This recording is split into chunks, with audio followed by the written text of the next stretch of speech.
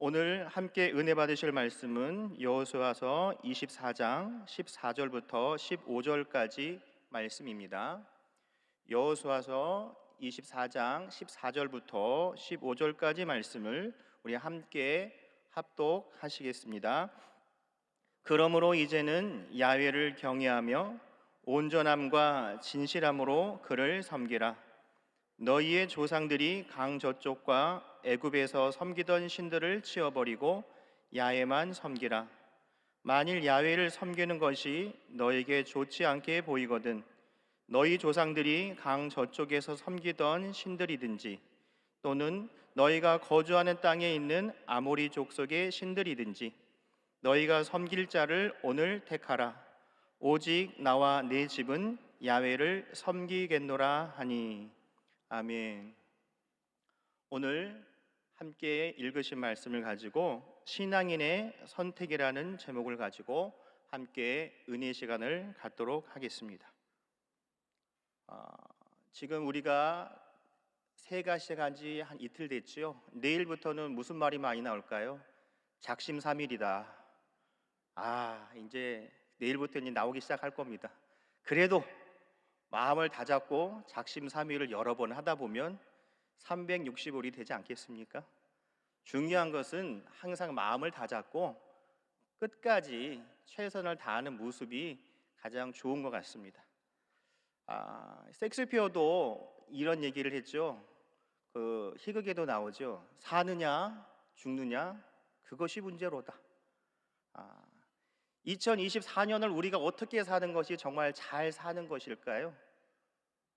그리고 어떻게 살고 어떻게 하면 죽는지 사람에 따라 다를 수 있겠죠. 그래서 인생에서 가장 중대한 결정을 하는 데서는 인간이 이성과 감성으로 선택을 합니다. 하지만 우리는 이것을 뛰어넘는 신앙인이지요. 이 신앙인의 선택은 성경의 말씀에 근거한 그 말씀을 가지고 기도하고 행동에 옮기는 것이 우리의 삶인 줄 믿습니다. 그래서 우리의 신앙생활할 때 이 선택은 나의 뜻대로 하는 것이 아니라 하나님의 말씀에 근거한 그 말씀에 순종하면서 살아갈 때 하나님의 은혜가 더욱더 넘쳐날 줄 믿습니다. 유럽에서 청교도들이 예수님을 잘 믿던 사람이라고 우리가 잘 알고 있지요. 그 청교도들 중에서 두 배가 떠났다고 하더라고요. 어떤 두 배냐면 첫 번째는 우리가 잘 아는 메이플라워가 또 그 배에서 많은 사람들이 타서 북미로 떠났고, 하나의 다른 배는 메스터호라고 하는 그 배를 타고 남미로 갔다고 합니다. 북미로 가고 남미로 가고 왜 그런 차이가 있었을까요? 북미로 갔던 사람들은 하나님을 더욱더 잘 믿고 신실하게 신앙생활을 더 잘하고 싶다 보니 북미로 찾아갔죠. 하지만 남미로 간 사람들은 청교도이긴 하지만 신앙보다도 그쪽에 황금과 많은 좋은 물질들과 좋은 환경이 있다는 소리를 듣고 남미로 발길을 돌려서 그 뱃길을 돌려서 그곳에 정착하게 되었습니다. 여러분, 지금 보면 북미랑 남미 보시면 여러 가지로 차이가 많이 나는 것을 알 수가 있을 겁니다. 그 작은 차이가 엄청난 차이가 일어나죠. 지금 북미에 있는 그 미국이나 캐나다나 잘 사는 나라에 속하는 나라로서 세계적으로 많은 좋은 영향을 끼치고 있는 것을 사실입니다. 하지만 이 남미에 있는 그 나라들은 아직까지 그것보다는 그 경제적으로 불안정하고 또 안정보다는 많이 개선될 분이 많은 그런 나라가 되어버렸죠. 그래서 남미의 아르헨티나 대통령이 미국 대통령을 만나서 이런 얘기를 했다고 합니다. 당신의 조상들은 하나님을 찾아서 신대륙으로 건너왔습니다. 그들은 하나님도 찾고 하나님의 축복 속에 황금도 선물로 얻었습니다. 그러나 우리 조상들은 황금을 찾아서 이 땅으로 건너와서 황금도 찾지 못하고 하나님도 잃어버리고 말았습니다. 신앙인의 조상을 둔 당신들이 한없이 부럽습니다 라는 이야기를 했다고 합니다. 똑같은 청교도인데도 불구하고 무엇을 찾아가는 거에 따라서 그 삶이 바뀐 것을 너무나도 극명하게 우리가 지금 보고 있습니다. 우리에게 2024년이 하나님이 주셨는데 정말 사느냐 죽느냐, 어떻게 사는 것이 잘 사는 것일까? 어떻게 하면 우리가 신앙적으로 죽지 않을 것인가? 그것이 하나님의 말씀에 근거한 우리의 행동, 또 하나님의 말씀에 근거한 우리의 기도가 함께할 때 이런 실수를 하지 않을 줄 믿습니다.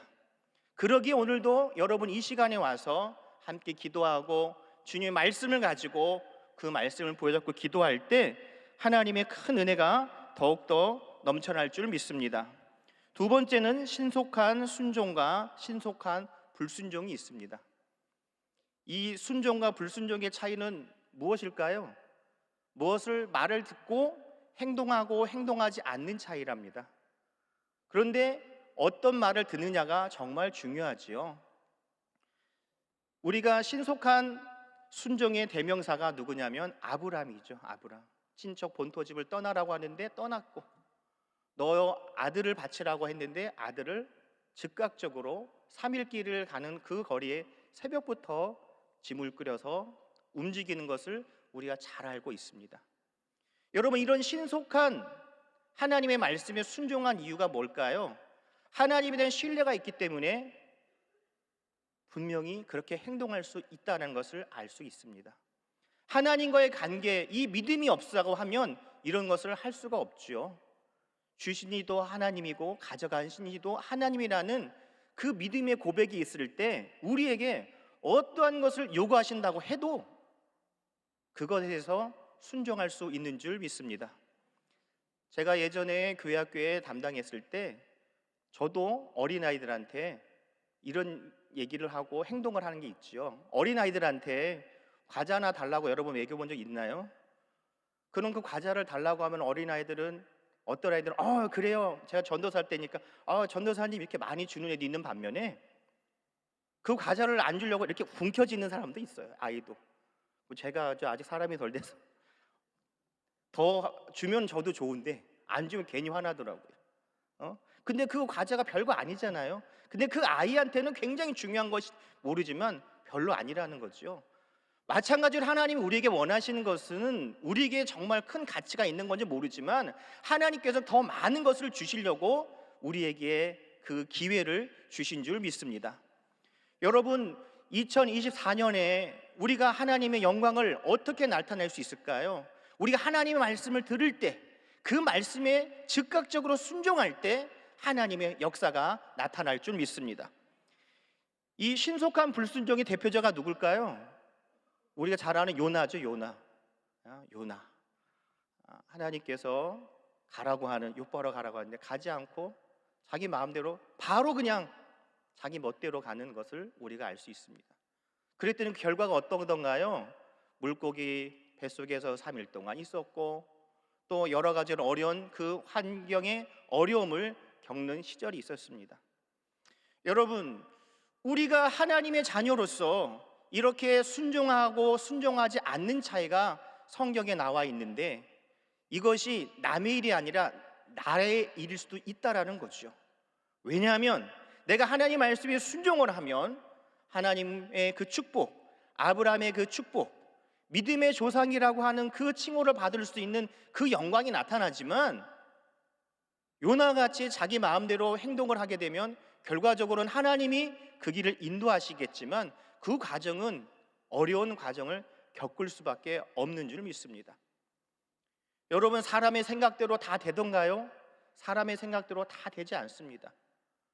우리 마음대로 할 수 있는 게 많은 것 같지만 실질적으로 많은 것을 할 수가 없어요.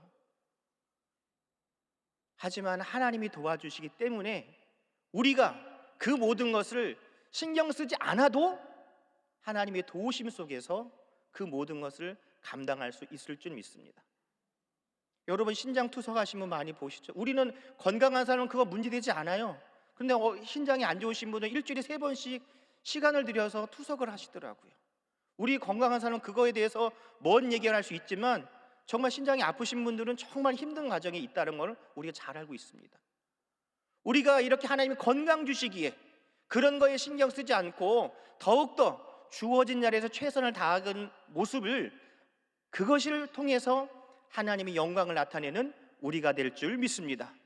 그러기에 우리가 신속하게 하나님의 말씀을 듣고 순종하고, 사람의 말을 듣는 것이 아니라 하나님의 말씀을 들을 때, 믿음으로 받아들일 때 분명하게 우리가 신속하게 하나님 말씀에 순종할 줄 믿습니다. 우리가 사람의 말을 들어도 좋은 결과가 나는 경우가 많이 있지요. 그래서 어른들 말을 들을 때도 좋은 일이 있다는 얘기 많이 들으셨을 거예요. 한데 하나님의 말씀을 듣는다고 하면 얼마나 좋은 일이 있겠습니까? 우리가 기대한 이상으로 하나님의 축복이 우리 삶 가운데 나타날 줄 믿습니다. 오늘도 그 말씀을 붙잡고 기도할 때 하나님께서 여러분의 각 심령에 하나님의 은혜를 주시고 확신을 주시고 치료해 주시고 우리의 발걸음으로 더욱더 행동에 옮길 수 있는 그런 용기를 주실 줄 믿습니다. 그래서 우리가 하나님을 사랑하기 때문에 이렇게 순종할 수 있는 줄 믿습니다. 사랑하지 않으면 순종할 수가 없죠. 믿음이 없으면 순종할 수 없습니다. 믿음, 소망, 사랑 중에 제일은 사랑이지만 그 모든 것이 어우러질 때 더욱더 좋은 결과들이 나올 줄 믿습니다. 세 번째로는 생명의 길과 멸망의 길이 있습니다. 우리가 신앙생활을 할 때 이 생명의 길과 멸망의 길, 다 생명의 길로 가기를 원하지요. 멸망의 길을 가기 싶은 사람은 아무도 없을 겁니다. 하지만 이 마태복음 7장 13절에서 14절의 말씀을 보시면 좁은 문으로 들어가라. 멸망으로 인도하는 문은 크고 그 길이 넓어 그리고 들어가는 자가 많고 생명으로 인도하는 문은 좁고 길이 협착하여 찾는 이가 적음이라 라고 되어 있습니다. 쉬운 것 같지만 어렵다라는 거죠. 많은 사람들이 노력을 하고 함께 하기를 원하지만 그렇게 하기가 어렵다라는 얘기입니다. 여러분 전도해 보셔서 잘 아시잖아요. 전도하면 예수님 믿으세요? 그러면 네, 갑시다. 몇이나 있나요? 극히 드문 일이지요. 여러 가지 핑계와 이유, 그렇게만 하면 다행이게요. 맞기도 하고 재수없다고 소금도 뿌리는 사람도 있더라고요. 그렇다 할지라도 하나님 주신 사명이기 때문에 그 모든 것을 감당하는 줄 믿습니다. 왜냐하면 그렇게 할 수 있는 것은 생명의 길은 예수 그리스도와 함께 하기 때문에 주님께서 그 길을 인도해 주시기 때문에 분명히 생명의 길인 줄 믿습니다. 그렇기 때문에 우리가 살아갈 때 힘들고 어렵고 지치더라도 그 길이 어려운 길이 아니라 생명의 길인 줄 믿습니다. 여러분, 마귀는 달콤한 유혹으로 우리를 유혹하고 우리가 하나님 곁에 가지 못하도록 하고 그 발걸음을 하나님과 멀리하지만 우리가 그 순간으로 발길을 옮길 때 마귀는 우리를 탁 채가버리잖아요. 여러분 낚시하면 아시잖아요. 낚시할 때 그 먹이가 이렇게 찌가 움직이면은 이 고기가 그 앞에 있으면 잡을까 말까 잡을까 말까, 그 유혹을 넘기면은 자기가 살지만 그 유혹을 못 넘기고 그냥 한번 딱 잡으면 어떻게 합니까? 그냥 채가는 거죠. 우리가 하나님의 자녀로서 이 유혹을 어길 수 있는 것, 예수 그리스도가 함께하기 때문에, 성령님이 함께하시기 때문에 이 유혹을 이길 수 있을 줄 믿습니다. 이것이 바로 생명의 길인 줄 믿습니다. 이 생명의 길은 우리가 예수님을 찾을 때만이 만날 수 있는 겁니다. 아무나 만난 것이 아니라 우리가 믿음으로 주 예수 그리스도를 선포할 때 하나님의 역사가 나타나는 것이고, 찾기를 원할 때 주님께서 분명히 만나 주실 줄 믿습니다.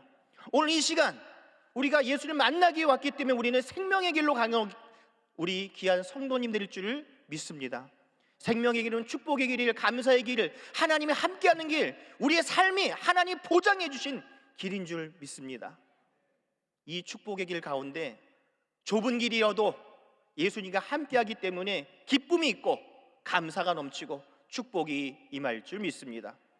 여러분, 내일 올해가 세적된 지 셋째 날이지만 지금 마음먹은 거 계속해서 기도하면서 실행할 때 하나님의 영광이 여러분의 삶 가운데 나타날 줄 믿습니다. 내 힘으로 하는 것이 아니라 성령님을 인정하고 환영하고 모시고 의지합니다라고 하는 그 믿음의 고백을 통해서, 성령님이 도와주심을 통해서 하나님의 역사가 여러분의 삶 가운데 분명히 나타날 줄 믿습니다. 그 믿음의 고백을 통해서 우리 삶이 풍요롭고 하나님께 영광 돌리고 더욱더 모든 사람들에게 하나님의 이름을 마음껏 증거하는 귀한 성도님 되시기를 예수님의 이름으로 축원합니다. 기도하겠습니다. 아버지 감사합니다. 오늘도 믿음으로 기도한 귀한 권속들 더욱더 지켜주시고 하나님의 은혜와 하나님의 축복이 더욱더 넘쳐날 수 있도록 도와주시옵소서. 성령님을 인정하고 환영하고 모셔드리고 의지합니다. 성령님과 동행하는 귀한 자녀들 될 수 있도록 아버지 도와주시고 은혜 내려 주시옵소서. 예수님의 이름으로 기도드립니다. 아멘.